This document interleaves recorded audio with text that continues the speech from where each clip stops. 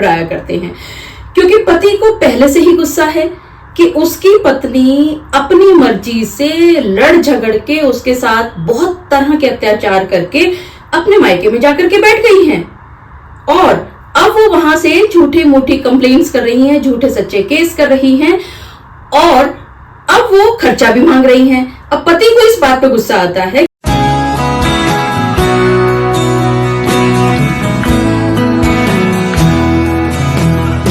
अक्सर मेरे क्लाइंट मुझसे पूछा करते हैं कि उनके खर्चे के केस में खर्चा कोर्ट के द्वारा बांध दिया गया है, हर महीने उनको नियत इतने पैसे देने हैं इतनी तारीख से पहले पहले, उसके बावजूद भी कोर्ट में केस चल रहा है, ये कैसे संभव है? ये सवाल पूछा करते हैं मेरे बहुत सारे क्लाइंट्स।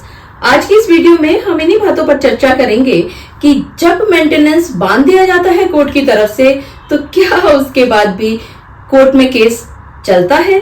मैं एडवोकेट मोहिनी मोना आप सभी का पुनः स्वागत करती हूं और आप सभी देख रहे हैं आप सभी का पसंदीदा चैनल मोहिनी मोना एडवोकेट।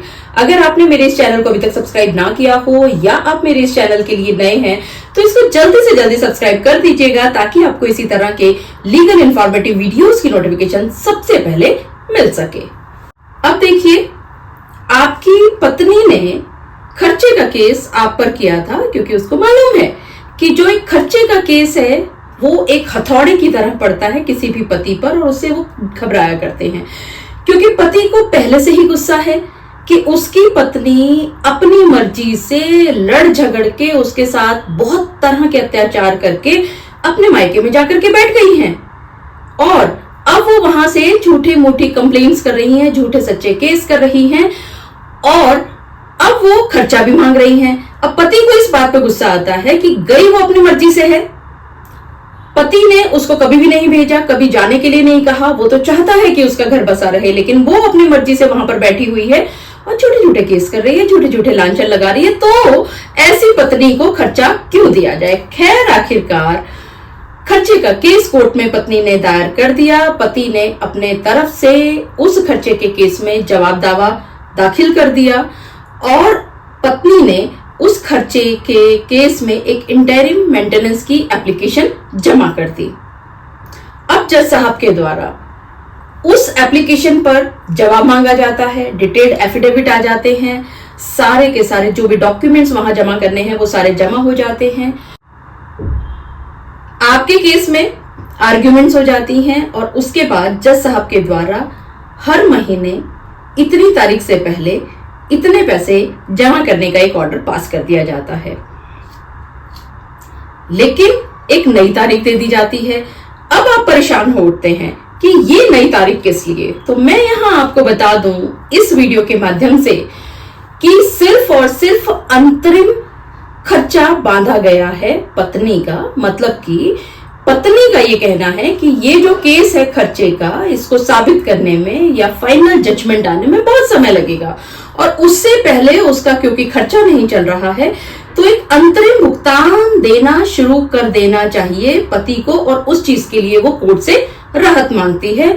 सिर्फ अंतरिम भुगतान करने के लिए कोर्ट के द्वारा एक आदेश पारित किया जाता है। ये आदेश अंतरिम आदेश है, ये अंतिम आदेश नहीं है।